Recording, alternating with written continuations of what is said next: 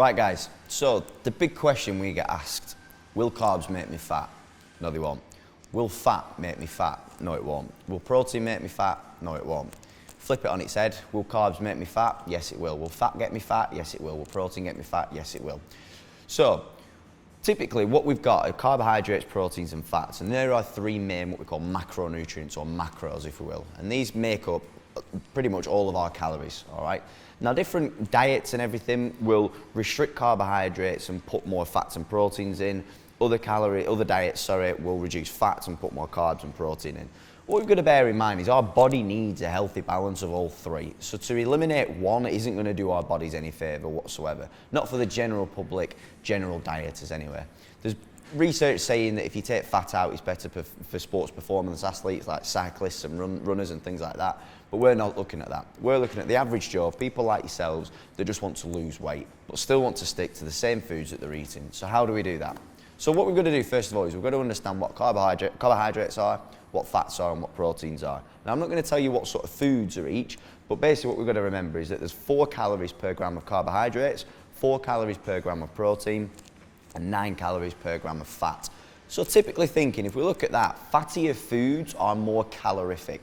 All right, so if we're having things like eggs, nuts, coconut oil, avocados, yes, they're all healthy, yes, they're all clean, but you've got to remember there's a lot of fat, therefore a lot of calories in them. So, carbohydrates, the job of carbohydrates, it's the body's primary energy source. You'll find that once you've had a pizza, you've had pasta, you've got tons more energy. This is typically why footballers and people like that have bananas and pasta and rice before big games, because it gives them energy. That's what their body feeds off, okay? Then what we've got is fat. Now fat is used mainly to transport nutrients and vitamins around the body. So again, as you can tell, it's essential. Your protein is what's used to help repair and recover muscle fibers, so that when you're in the gym, when you're typically sleeping, you'll find that the protein then is used by your body to help repair the muscle fibers. It helps your hair grow, your nails grow, your skin stay healthy, all things like that. So you've got to bear in mind that we need a healthy balance of all of these. Eliminating one isn't going to do our body any favours whatsoever.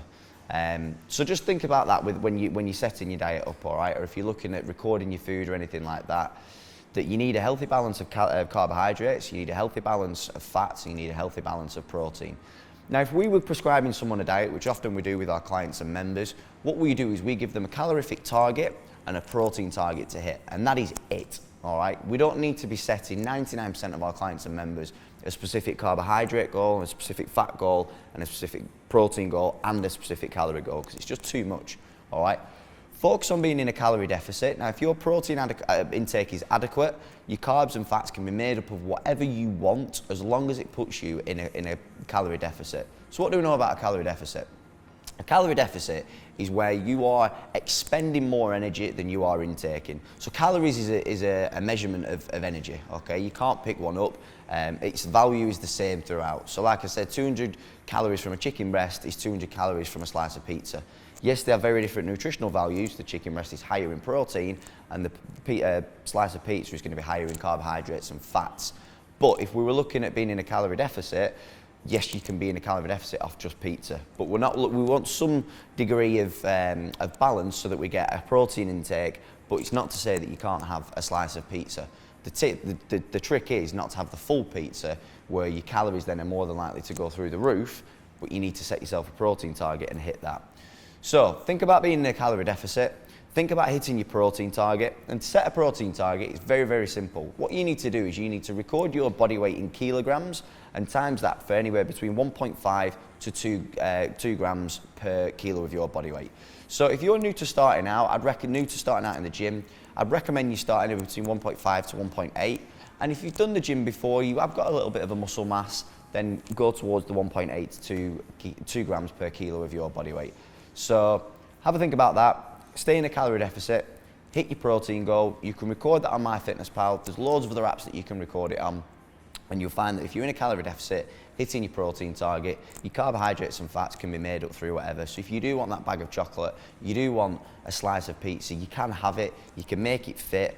Stay within the sort of 80 to 20 remit. So 80% of your foods are whole foods, and then the other 20% can be through whatever you want. All right, and that'll mean that your gut's going to stay in check. It means that your performance in the gym is going to be good, but it also means that you're going to be losing weight because you're in a calorie deficit.